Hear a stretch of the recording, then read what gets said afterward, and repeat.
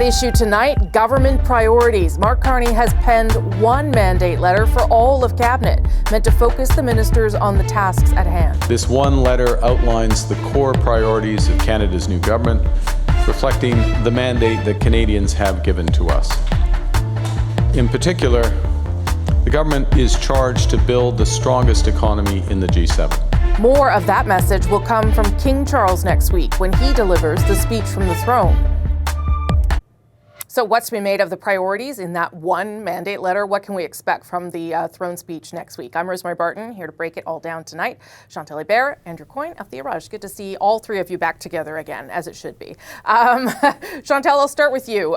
We have seen mandate letters with the previous Prime Minister. This Prime Minister decided it would just be one, and everyone would be grouped under the one mandate letter. What does that tell you, and what did you make of what was in it? Well, it is interesting in the sense that it feels more corporate than political, i.e. I read beyond the 7 priorities, is that what it is, to the every minister will be called over the next few months to tell the Prime Minister how he's contributing to making the shareholders happy. Which is an interesting way to read it. I can't pass judgment on whether this is a better way to focus the government, possibly, than going into all kinds of grocery lists. What I'll be looking for is the same focus in the throne speech. Yeah. Because if the throne speech is a grocery list, which it often is, and those mandate letters all speak about focus, I'm going to convince myself that there are 2 brains working in this government and they don't talk. I don't know. I know some people like the mandate letters. I'm not sure how useful they were, given that you couldn't go through them and sort of tick off all the things ministers had done, Andrew. So they seem to be sort of more of a communications device. And in that case, perhaps one letter is all you need if you're Mark Carney. Yeah, well, let me give the optimistic case with the proviso that, we've been burned before, including by this Prime Minister. But the old mandate letters, the Justin Trudeau mandate letters, were very much a statement of power dominance of the Prime Minister. The ministers were basically his hired help, and he gave each of them a to-do list, and their job was basically just to do the things that the Prime Minister's office had told them to do. Not to bring forward their own ideas, to try to shape their own portfolios, but simply to respond to the demands of the Prime Minister's office. The optimistic reading of this would be, we have a set of priorities as a government. We have collective cabinet responsibility as a government for these priorities. But I would like to hear from you, within the ambit of your own responsibilities, what your contribution would be to that, what your ideas are for it. There's even a mention of real cabinet government. Again, we've been burned before. But on the surface of it, leaving aside that we've been burned before, the optics of it to me look better. They look more like cabinet government as we once knew it. What do you make of it, Althia? Is it a sign of that, or is it a sign that Mark Carney has a clear direction for himself, maybe not his ministers? I think the sign is that the government is not that organized and not that transparent. Mandate letters actually serve a very useful purpose to the running of government, as in they tell the public service, these are what your marching orders are. This is what the minister's focus will be. This is what we want you to work on. It tells stakeholders, this is what's important to the government. It tells the minister what his job or her job actually is. And I hear Andrew's point, and it is true. There is mention about running a true cabinet government. But if you're a minister who doesn't fit in these 7 priorities, what exactly is your job? There clearly could have been, these are the 7 priorities of the government, and these are the things that we ran on that are included in our platform that we would like you to implement. Or, they just had a long cabinet retreat and they talked about, they want to reduce government spending. They could have been a nod towards that. They could have been more transparent with Canadians about where they're going, and they've chosen not to be. So I think, if anything, this mandate letter is a communications document, but it is not a useful plan for anybody in the business of government at the moment, because it doesn't really tell you anything. It is too vague. Yeah, I would hope behind closed doors at that cabinet retreat, people were sort of set, here's your job description in some way. I don't know that happened. Yeah. Okay, Chantal, yeah. So I'm guessing, to be totally cynical, that if you can't find your way to contribute to those priorities, then you go to priority 7. That's the one that says about cutting Spending costs. less. Yes, and spending less. I mean, ministers for a long time have been told what to do. I agree with Andrew on this. And that's why I don't want to pass judgment on these mandate letters, because I think a more focused government, where the marching orders are to be filled in by each department, may be a good sign, but I don't know. Well, let's go ahead, be Andrew. clear. Any government is basically remembered for maybe 2 things.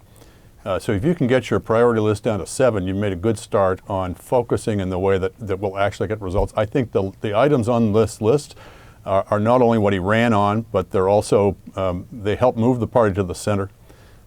Several of them are covering off weaknesses that the previous government had: housing, immigration, productivity, et cetera. And some of them are very much directed at the Trump threat and the challenge that presents. It's hard to quarrel with these as the main priorities of the government. And I'll just repeat, there's only so many things you're going to get done as a government anyway. Yeah, Althia, you made a face there.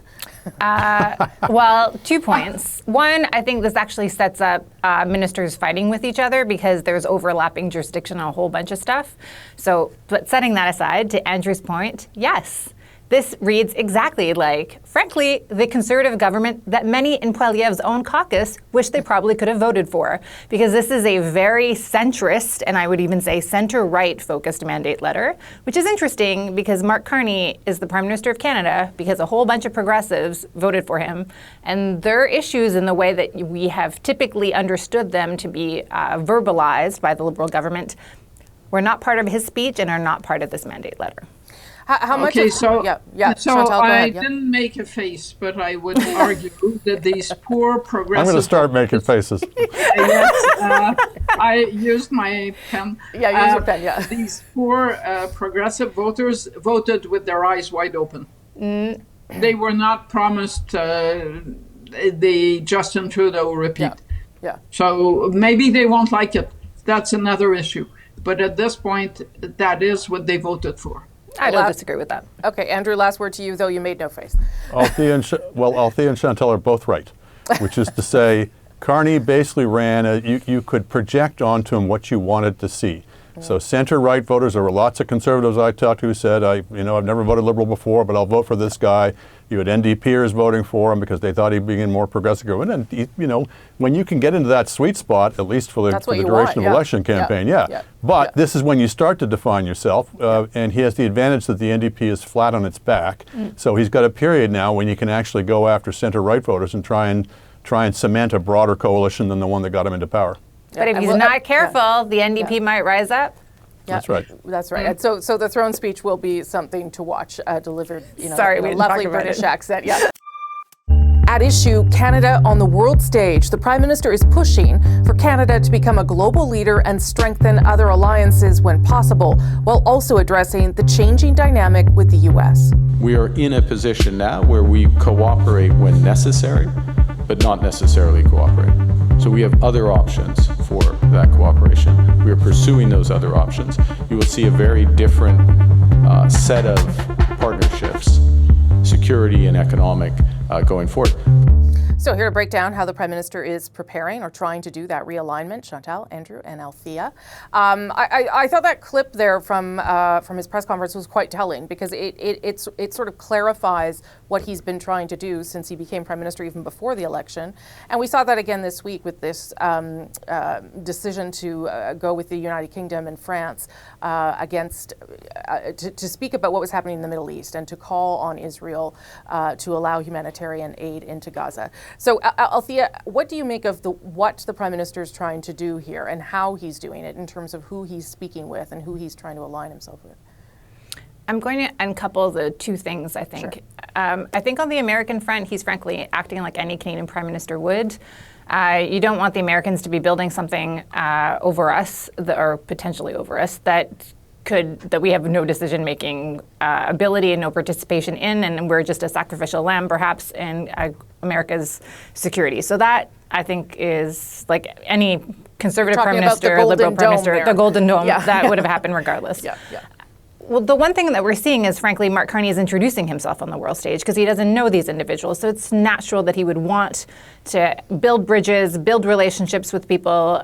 So that fits like you would expect a new prime minister to do that. I think the difference on the Gaza front is that, frankly, the Liberals got a bit of a wake-up call in the last election. You know, they lost one seat, Yara Sachs' seat, because of the Jewish vote that migrated to the Conservatives. And they lost we don't know yet exactly because all the deep dives haven't actually happened. But a lot of MPs believe that they lost part of their Muslim vote, in part because of what was happening in Gaza, and that the government wasn't very good at communicating what it actually was doing in Gaza in terms of the aid that was going, and felt that the government needed to take a more public stance. And you saw the Liberal government under Justin Trudeau kind of move in that direction.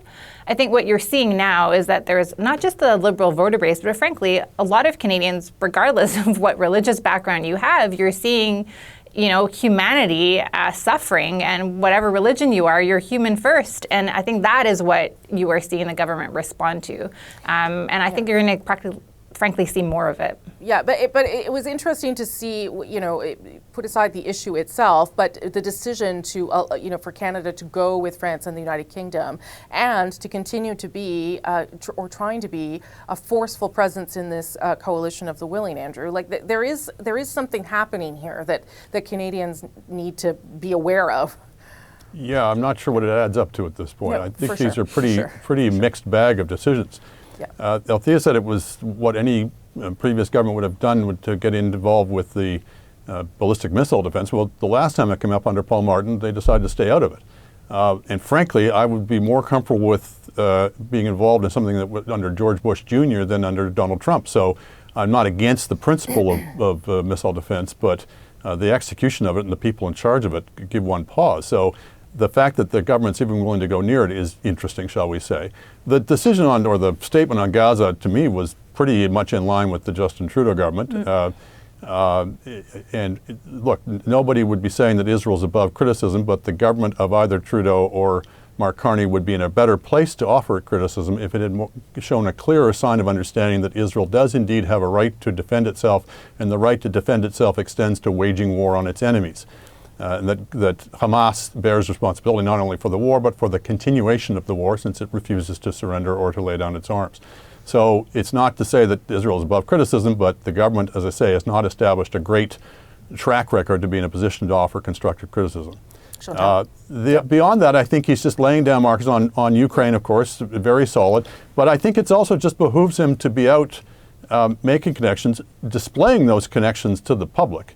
Yeah. This is obviously a strong suit for him personally, is that he's got a Rolodex as long as your arm, and people will take his calls, and he's treated with respect in international circles. But just to go back to what he actually said, right? We will cooperate when we see opportunities to cooperate with the United States, but if not, then we will have other places. And that to me seems fundamentally sort of what he's trying to lay the groundwork for there. Yeah, Chantal? Oh yeah, maybe so. He also said that it wasn't automatic anymore that Canada would line up with the U.S. on defense. Well, but the thing is, it did not.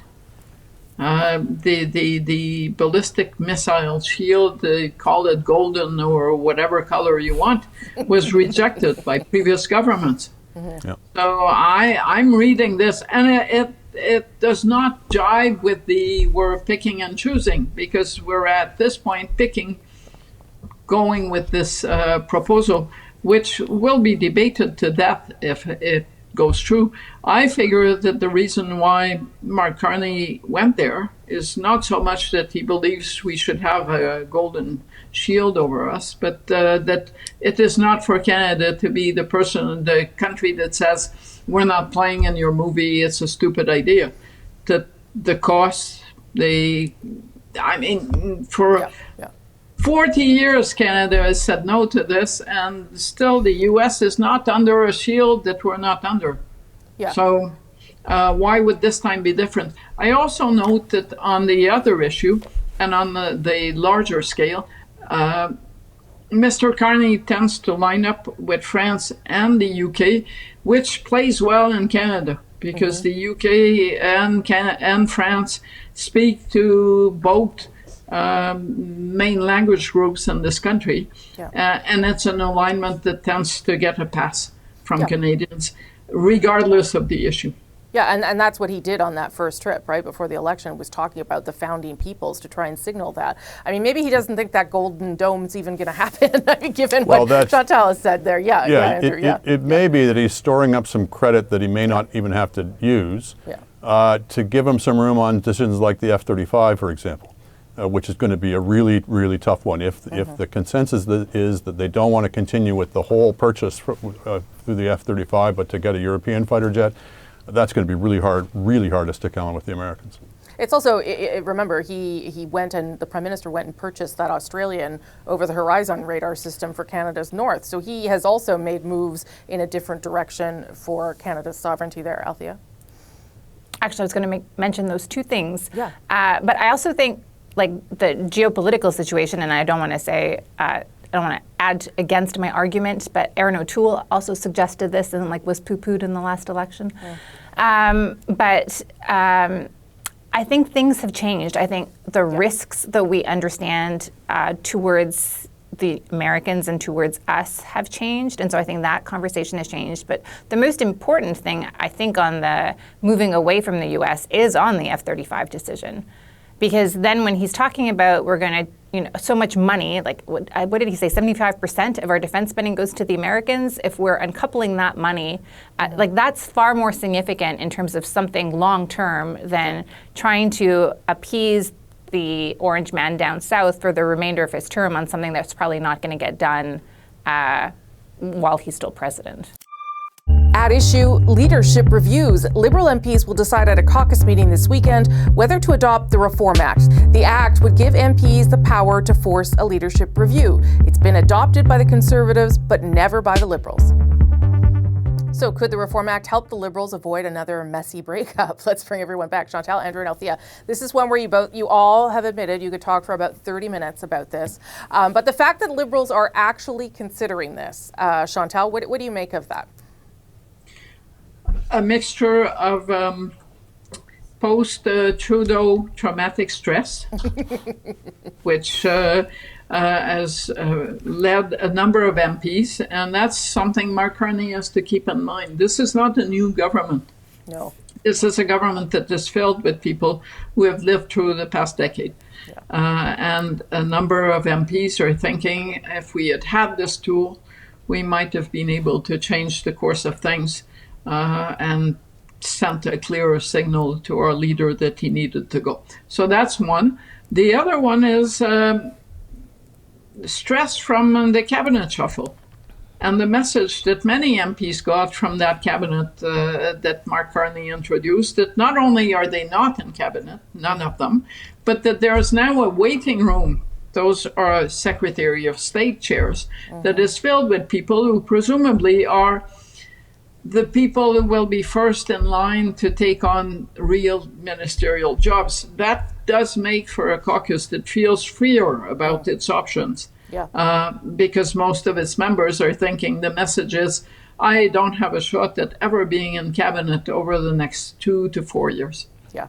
Andrew has a whole section about this in his new book. So if you want to know all his deep thoughts, you can read it. But we'll just go with a minute thought from you now, Andrew. Well, Chantal certainly laid out the landscape. I mean, it's a question of, are there more people who are aggrieved at not being in cabinet than are people who are hopeful of getting into it? Yeah. Certainly you saw that nobody except for, I think, Nate Erskine-Smith was willing to go on the record about it. And I think that's telling. And I think what will really tell the tale is it's probably not going to be a secret ballot. And if it's not a secret ballot, as we've seen time and time again, governments aren't willing to, or parties aren't willing to do it because they don't want to get offside with the leader and the leadership of the party. However, times have changed to some extent. The example of Aaron O'Toole, who was pushed out in 2 days, versus Justin Trudeau, for whom it took 2 years, is certainly instructive. And it may be that we'll see. We'll see whether enough Liberals have learned that lesson. But I'm skeptical. My prediction is they won't do it. Althea, you usually know whether Liberals, where their heads are at. What do you think? I don't know if they're going to do it. Yeah. I think, one thing that they need to remember is actually if they had the Reform Act, they'd probably have Chrystia Freeland as a leader, and they probably would have lost the election. Because caucus would have picked within caucus who that leader would have been. And some people are thinking about that. Most are not. Most are angry that they are not in cabinet. I don't think it has much to do about the post-traumatic stress of the Trudeau era. I think it is anger and disappointment. And the thing that makes Mark Carney not a new government is that his MPs have been the ones in the backbench sitting there for 10 years waiting for their turn to come up. And they thought, oh, well, when there's a new leader, my number, it will be my turn. I will get my shot. Yeah. And then they discovered, nope, sorry. Yeah. Back, to use Chantal's term, to the waiting room you go. And now there's 2 waiting rooms because not just secretaries of state, but parliamentary secretaries as well. So there's a lot of disappointment. And frankly, I think in the center, the Prime Minister's office has not handled this well at all. I mean, they didn't even call this caucus meeting. It was basically called because caucus was upset and asked the dean of the Liberal caucus, Hetty Fry, to call a caucus meeting. And if they had better people in the Prime Minister's office, I'm looking at a few of you, you know who you are, you need to do your job better, because if not, that caucus is going to come back and make your life a living hell for the next few months and maybe years. Just call Justin Trudeau if you want proof of that. I would have thought Wayne Long's ascension to the ministry would have calmed people down and given them some hope. There's way more than Wayne Long who were agitating to see Justin Trudeau go. But still, you would have thought that would have given them some hope. Quickly, Chantal. No, I'm curious. I mean, Mark Carney wouldn't say, but he could say, I don't want to exhaust my welcome, so I'm giving you this power. I'm not sure he understands caucus dynamics as well as he should at this point. Yeah. I agree with Althea that he does need people in his office to do a better job of explaining it. Okay, got to leave it there. Good conversation. Again, we could have done 30 minutes on that. That is at issue for this week. I'm Rosemary Barton. Thank you so much for watching.